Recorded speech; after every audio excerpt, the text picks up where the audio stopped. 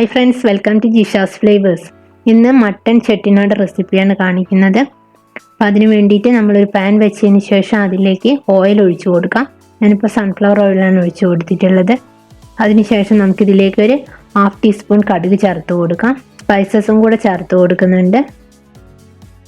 പട്ട, ഒരു 3-4 ഗ്രാമ്പു, 2 ഏലക്ക ചേർത്ത് കൊടുക്കാം.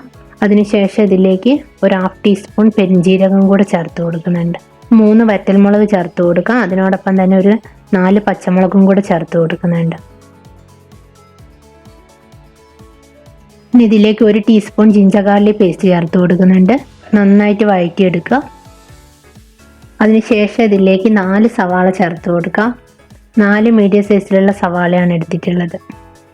കുറച്ച് ഉപ്പ് കൂടെ ചേർത്ത് കൊടുക്കാം. സവാള നന്നായിട്ട് വാടി വരട്ടെ.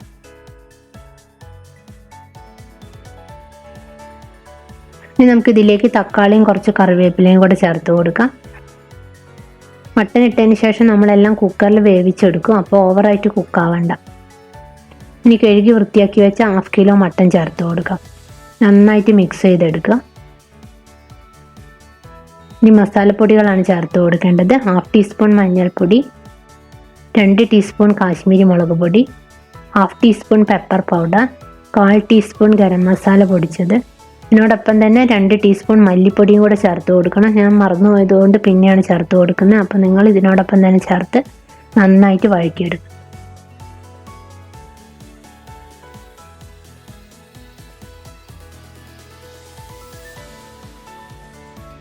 ഇപ്പോൾ മട്ടൻ ഞാൻ കുക്കറിലേക്ക് മാറ്റിയിട്ടുണ്ട്. 5 വിസിൽ വന്നതിന് ശേഷം സ്റ്റൗ ഓഫ് ചെയ്യാം. ഇനി ഇതിലേക്ക് തേങ്ങ അരച്ച് ചേർക്കണം. അതിന് വേണ്ടിയിട്ട് 1/2 കപ്പ് തേങ്ങ എടുത്തിട്ടുണ്ട്.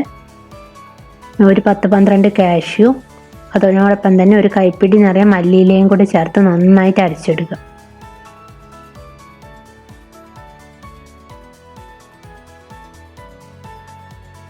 ഇപ്പോൾ പാനിലേക്ക് ഞാൻ വേവിച്ച മട്ടൻ പാനിലേക്ക് മാറ്റിയിട്ടുണ്ട്.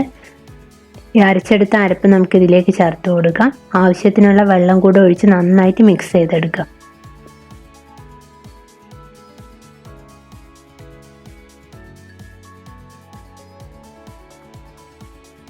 കറി നന്നായിട്ട് തിളച്ച് വന്നതിന് ശേഷം അതിലേക്ക് അവസാനം മല്ലിയിലയും കൂടെ ചേർത്ത് കൊടുക്കാം.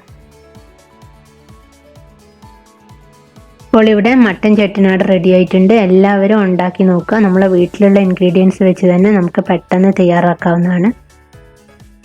അപ്പത്തിൻ്റെ കൂടെയും ചപ്പാത്തി, പൊറോട്ടയുടെ കൂടെയൊക്കെ കഴിക്കാം. മറ്റൊരു നല്ല റെസിപ്പിയുമായി അടുത്ത വീഡിയോയിൽ കാണാം. Thank you.